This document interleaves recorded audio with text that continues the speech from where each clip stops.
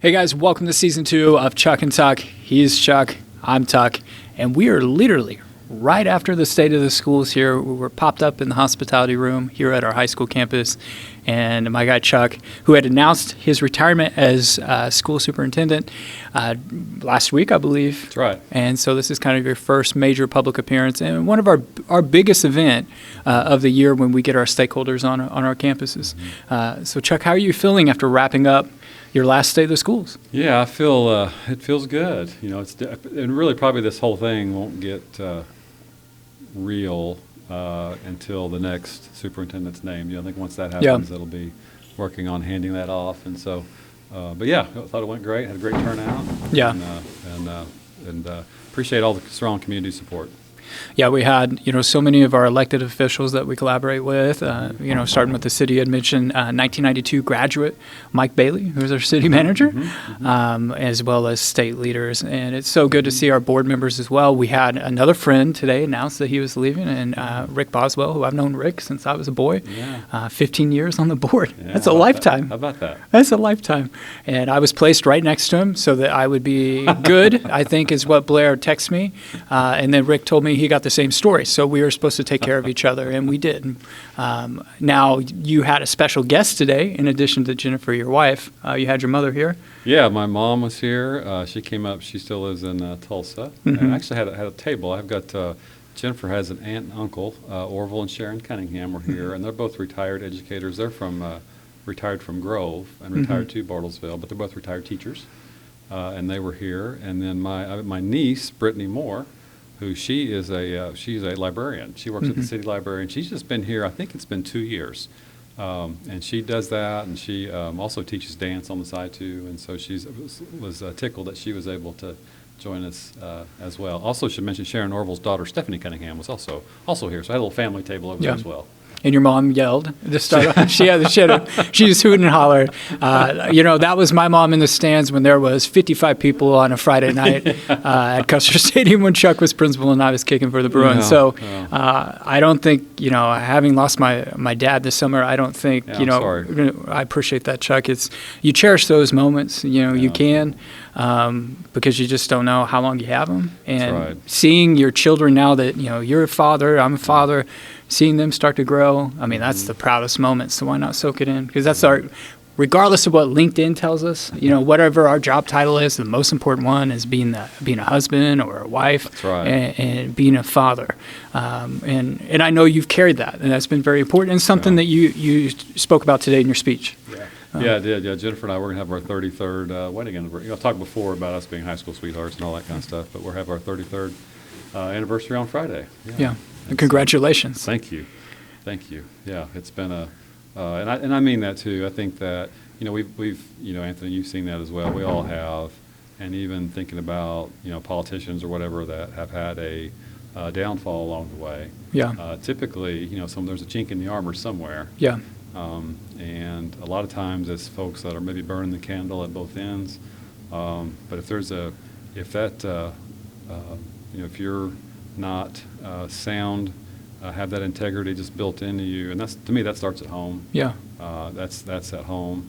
I know that John Maxwell's 21 indispensable qualities of a leader talks about folks leaders that when they take a fall, it's usually one of the 4 A's, and what you see from it, and it's adultery, adventure seeking, aloneness.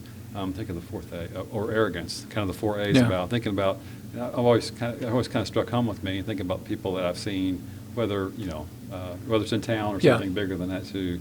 But and so that's been real important to me, and fortunately to have her by my side all along, because I couldn't do it. I couldn't have done this without her.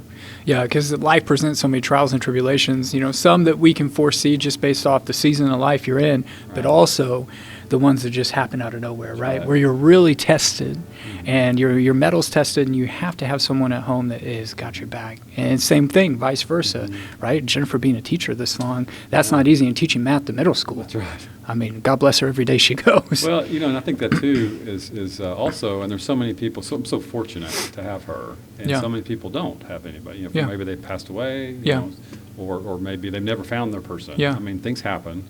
And we work with people like that, or serve with people like that too, and also just know some folks, when their work life really becomes a big part of their social life as well. Yeah. And so that's something, as a leader, you have to make sure you're there to serve them, to making sure you're doing your best you can to help them along the way too, because that's a challenge as well. Yeah, you have to know what your identity is, regardless of what your title is. Kind of back to my first point there, Right. is once you're comfortable with who you are and what you represent, everything else is just circumstantial, right? Things come and things go, people come and they go, and you just kind of you know who you are. And I think that's been a strong point for you since I was a kid.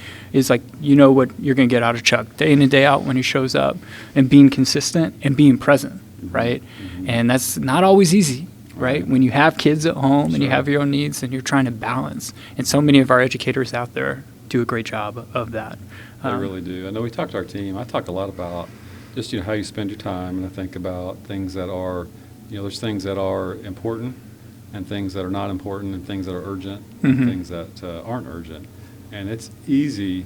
And I think social media is a great example of that, about how it can really have an impact. And most of those things are, with our phone and different contact are not, they're not urgent. It may seem like they're urgent, but just because you have a notification doesn't mean that you need to stop being present with whomever you're visiting with. And so that's a new challenge to our youth, I think, and hopefully we're making some steps to help them along the way. Yeah, and like Chuck has said before, it starts at home. Absolutely. It starts at home with the parent or guardian or whoever they're with, is to say, hey, let's sit at the supper table tonight. Tell me about your day. Those things that maybe generations, my generation, your generation, that we took, for granted, right? Of just having a normal conversation. Like you couldn't, like at my table at my home growing up in Oak Park, like you couldn't pass the baton on to my siblings, my sisters, without like giving a report. What'd you learn at school? What book did you read today? Well, you weren't paying attention. And then like they had already talking to, one of my teachers, well, they called home. They were waiting for me to tell the whole story, Chuck. I'm sure you remember those when they would call home. I had Miss Wells over at Central Middle School, and I got detention for chewing gum. So. Did you guys have a landline? Yeah, I remember the landline. Sometimes we'd unplug it if money was tough. We didn't, the collector's calls, but you make it through. But yeah, Miss Wells, she would call home. Or we saw Coach Thompson, Mr. Thompson, who's about to be a double Hall of Famer in the Teachers, Educators Hall of Fame, as well as the Bartlesville Sports Athletics Hall of Fame. He would call home. So it's that care that they get. And it's bringing us back to caring about each other and not about likes and comments and follows and shares and all that stuff. So thinking about your last year here at Bartlesville Public Schools, like what is most important for you to get across the finish line as you wrap up your tenure here? I appreciate the question. So I really feel like overall this is as much as it can be, a pretty routine. We've kind of got that. We have the the train on the tracks and it's rolling. Just for it really just to continue. Obviously the state law regarding not having cell phones and having access to that during the day, which that's something that everyone is dealing with. We've been talking about, and that's probably going to be the biggest impact, especially of our kids at the high school. Because it's going to be the biggest adjustment for them. Which I understand. I mean, when you're used to having something, and then you don't have something, it's an adjustment. And so I look forward to helping work through that, and then that's why I worked really hard last year to try to build some better understanding of why a change was needed, regarding like with the anxious generation as well. I'm tickled that we were able to continue with our free meals for kids for breakfast and lunch, and I think that I know one of our counterparts, Sand Springs, who's a very comparable school district to us. They like us started the program last year and then had to back off of it this year. So I was so appreciative of that.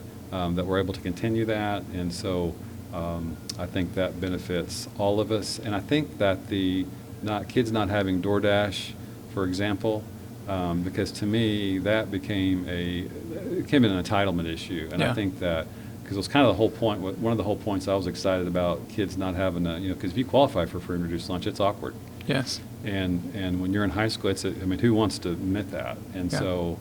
That's kind of part of the situation I was most tickled with, that everyone's going to have free food. And then so now that, and before, well, I don't want to eat that because I have the ability, I have the funds, I have the resources to order whatever. Yeah. Pay a ridiculous amount of money for whatever it is. And those kids you don't get to. And so I think that's going to benefit some kids as well. And then on the academic side, was talking to Doug Boudreau and Nathan England, really excited about, our path forward on careers. He's already concerned about making sure we're doing enough done because we have so many kids that want to take construction. And so anyway, I think that's going to be, I think we're laying some groundwork for some exciting things. LaDonna Chancellor's doing a great job with our Leader in Me and to continue to support that. And then really just make sure that for our staff and community, and that's part of today, that's part of why I want to get the word out before this event, because at the beginning of school, I'll speak to, this is my biggest time to speak to large groups. Yeah. And I'll speak to this group. We had 300, and of course our staff on Monday, and then both Rotary groups and just different groups. And I wanted basically to assure them it's going to be okay. That we've got a plan. Our district's in great shape. I'm really excited about the next leader to make sure that new person comes in and really feels supported, and I can help them and get out of their way when needed, but I also can support them. Because, everyone's going through this across the country, right? We've seen funds get cut, right? We've had to adjust. I know Dr. Curtis talked about this at a previous board meeting that we just had at BPS. We're having to adjust, but also the academic needs of our kids are adjusting, right? Talk about Mr. Boudreau. That's right. So we have to meet the students and where the economic needs of our business partners are at so that we're fulfilling the employment needs with Bruins. So I feel like we're all kind of in that boat for the next 20, 25 years.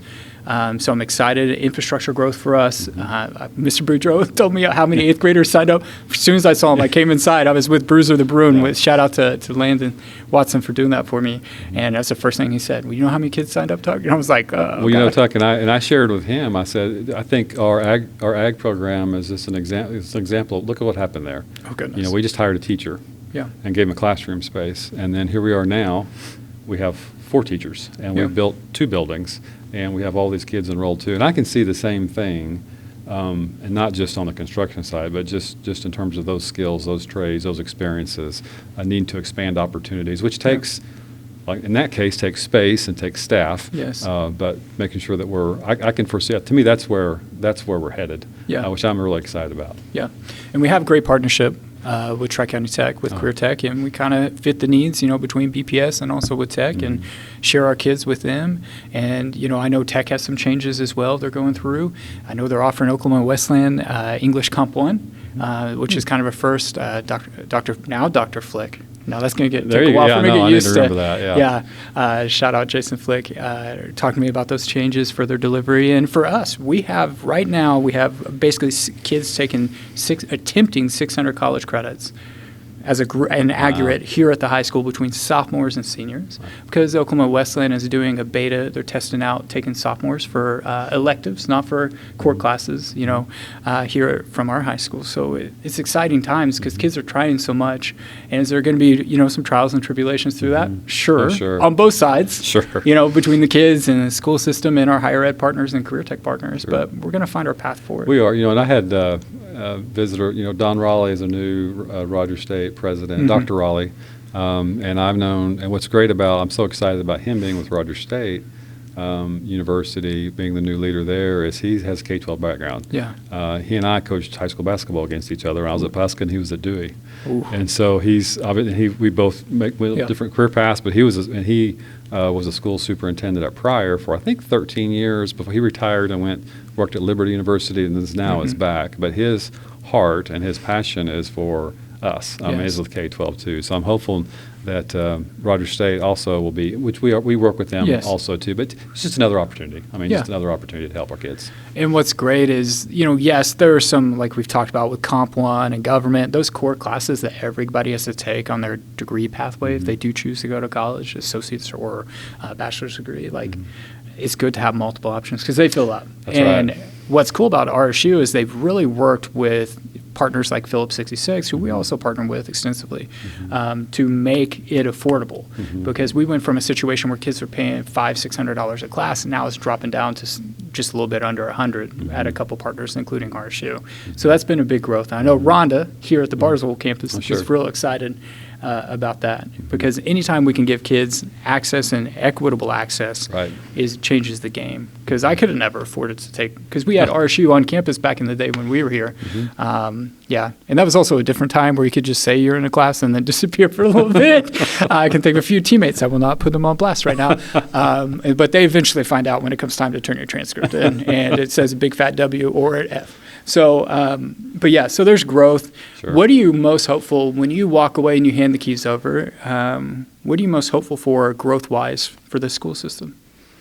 I think we're on the path, and I think if you've read Jim Collins' Good to Great, and they studied corporations that how they went from good to great, and the research about in terms of when they changed CEOs, how they did. Did they hire someone from the outside with a big resume and personality to come into? Was that more successful, or were they more successful to come with someone that kind of we're on a good path, and we need to make sure we're listening and supporting and keeping it going too. So I think what I would, and I'm hopeful if someone comes into us, I hope there's some great ideas and do some exciting things. Which I'll be Bartlesville Public Schools greatest fan. But what I suspect is I think we're going the right direction. We've shifted enough in terms of what we're how we are encouraging kids to be life ready and career ready, and we kind of always worked on the college piece too. So I hope that as I continue to monitor things, that I can just continue to see that growth in all those areas. And we're just talking about, for example, construction class, and how cool would that be if we end up with the need, for some more space or staff and materials, because more kids are interested in that, which the end result being, I hope like when you're ready to build your home here, when you're my age, you get to that point too, that we've got more people of our kids that are here in town that maybe they started here learning those trades instead of having to hire people that come in from Tulsa or wherever, because they're a heck of a lot more expensive. So so I'm just excited to see it continue to grow, and I think we're on a great path. No, completely agree. And I think, infrastructure needs will change to kind of meet the need, like we talked a little bit about earlier. But like you spoke about in your speech, it's having that new superintendent that kind of take the keys from you. It's like trains on the track, we're going in the right direction. Right. And now you've got to be out there, and you have to be the advocate. You got to be the champion for every kid who becomes a Bruin, and every kid that's not yet born who will be a Bruin or who will move here. And that is the dream, because if there's one thing that we do every day is fight for the kids in our community and fight for the future of our community. Because like Batch said, Chris Batchelder, if we do not have a great public school system, there is no way when he sends out all of these RFPs in response to them through BDA that we're going to land new companies with quality jobs here in our community without a great school system. I read a story in the New York Times yesterday. I read it daily, and it talked about just the decline of public school enrollment across the country. And they were giving an example, I think it was from 2019 to 2023 in the enrollment, and how different for a variety of reasons. One, of course, the birth rates are down some too, but also there are more and more choice options. There are more and more homeschool, private school, just different options have come across, and there's tax benefits to all these across the country. Yeah. I mean, it's prevalent too. And how even in Florida, I was talking about places on the East Coast that they were, some larger districts, I believe it was in Orlando, for example, they're having to hire firms to go out in their own communities to recruit kids to come to public schools. Yeah.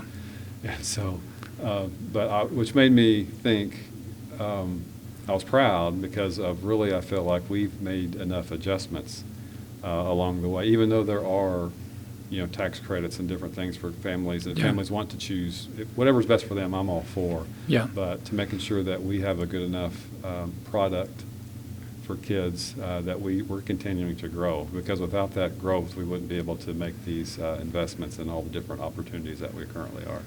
For sure. And I think about athletics as well. Girls wrestling, which we spoke about in season 1, has just completely boomed throughout the state. It's the fastest growing sport in high school sports right now in Oklahoma. So it's just all these new opportunities for our youth to really get hooked up with. And it takes investment from us and readjustment, right? So I'm extremely excited. Now, favorite memory as a Bruin. Now, this can date back to the good old days as principal. Oh, man. That's a good one. Probably, I don't know if I can single out. There's been a few. I need to think about that. The high school principal was a great job. I loved that just because, you're with kids. You get so much energy being around kids, especially at that, juniors and seniors, and the maturity level, for the most part, was such. Had some great interactions with kids, and graduation was always always a highlight.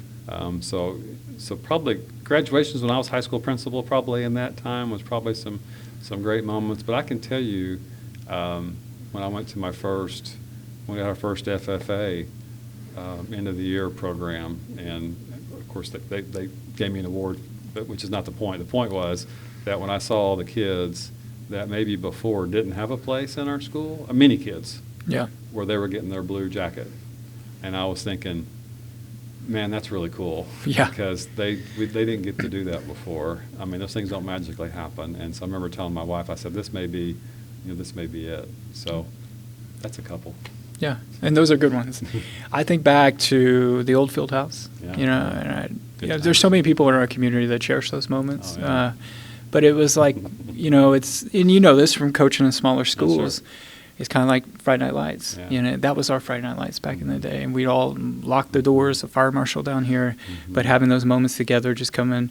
And I feel like we're building something within the basketball program. They have been winning games this summer. They've been busy, as well as, it helps the coaches in the classroom. Right. And when you just recruit athletes, well, hey, what's up? Yeah. Hey, why don't you just come out? Like you can Yeah. play 5 minutes each half, just defense, just you look fit. Right, let's right. press. Exactly.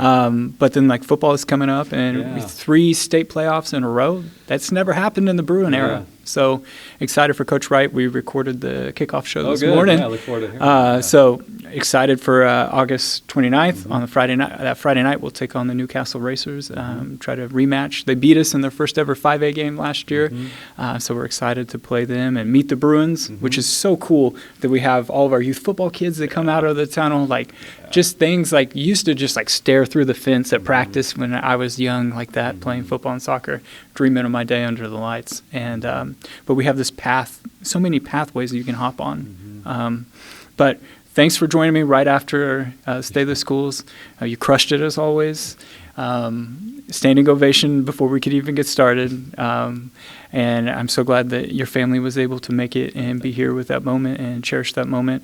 And we'll see Chuck again. Don't worry. We'll be out and about throughout the year, and then we'll see him afterwards because, like you said, he's going to be BPS's greatest fan. That's right. The train's on the right track. And thanks for joining us here after State of the Schools. For Chuck, I'm Tuck. Let's go Bruins.